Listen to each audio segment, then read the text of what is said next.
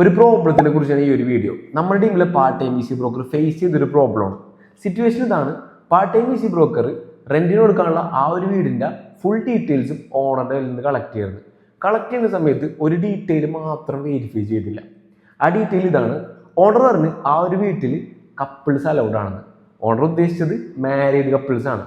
കാരണം കപ്പിൾസ് എന്ന് പറയുന്നത് രണ്ട് കാറ്റഗറിയിലുണ്ട്. ഒന്ന് മാരീഡ് കപ്പിൾസ് അഥവാ ഫാമിലി, രണ്ട് അൺമാരീഡ് കപ്പിൾസ് അഥവാ മാരീഡ് അല്ലാത്ത കപ്പിൾസ്.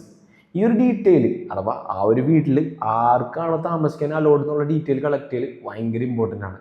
കാരണം ബ്രോക്കറിന് ആ ഒരു ഡീറ്റെയിൽ അറിഞ്ഞാൽ മാത്രമേ അതിനനുസരിച്ച് ആ ഒരു വീട് കാണാനുള്ള ടെനൻസിനെ കൊണ്ടുവരാൻ പറ്റുള്ളൂ. വീട് കാണാൻ ഉദ്ദേശിച്ചത് വീട് എടുക്കാനുള്ള ടെനൻസിനെ കൊണ്ടുവരാൻ പറ്റുള്ളൂ. അങ്ങനെ നമ്മുടെ part time E C broker എന്ത് ചെയ്ത് അൺമാരീഡ് കപ്പിൾസ് അലൗഡ് ആണെന്ന് അസ്യൂം ചെയ്തിട്ട് എന്ത് ചെയ്ത് ആ ഡീറ്റെയിൽസ് വെച്ച് നമ്മുടെ വെബ്സൈറ്റിലോട്ട് ആഡ് ചെയ്ത് ആ ഒരു വീട് കാണാനായിട്ട് കുറേ അൺമാരീഡ് കപ്പിൾസ് വിസിറ്റിന് പോവുകയും ചെയ്തു. ഓരോ തവണ വിസിറ്റ് പോകുന്ന സമയത്തും part time E C broker ഓണറിനെ ഇൻഫോം ചെയ്തില്ല അഥവാ കമ്മ്യൂണിക്കേറ്റ് ചെയ്തില്ല. ഇത് വലിയൊരു കമ്മ്യൂണിക്കേഷൻ ഗ്യാപ്പ് ഉണ്ടാക്കി.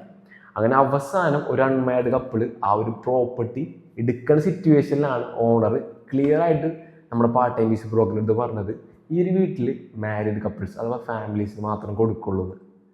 ഇത് വലിയൊരു പ്രോബ്ലമായിരുന്നു. അതേപോലെ തന്നെ നമ്മൾ part time E C broker verify ചെയ്യാൻ വിട്ടുപോയൊരു മിസ്റ്റേക്ക് ആയിരുന്നു. പക്ഷേ ഇതിൽ നിന്ന് പാർട്ട് ടൈം ഇ സി ബ്രോക്കറും നമ്മുടെ ടീമും കുറേ കാര്യങ്ങൾ പഠിച്ചിട്ടുണ്ടായിരുന്നു.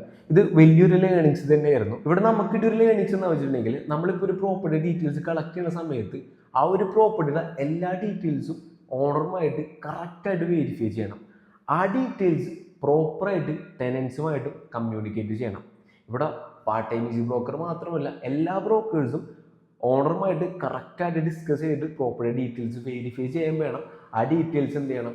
ടെനൻസിന് പ്രോപ്പറായിട്ട് കമ്മ്യൂണിക്കേറ്റ് ചെയ്യണം. സോ ഇവിടെ ഏതൊരു ബ്രോക്കറും ശ്രദ്ധിക്കേണ്ട രണ്ട് കാര്യങ്ങളാണ്: പ്രോപ്പർട്ടി ഡീറ്റെയിൽസിൻ്റെ വെരിഫിക്കേഷനും അതേപോലെ തന്നെ ഓണറുമായിട്ടും ടെനൻറ്റുമായിട്ടുള്ള കമ്മ്യൂണിക്കേഷനും. That's it.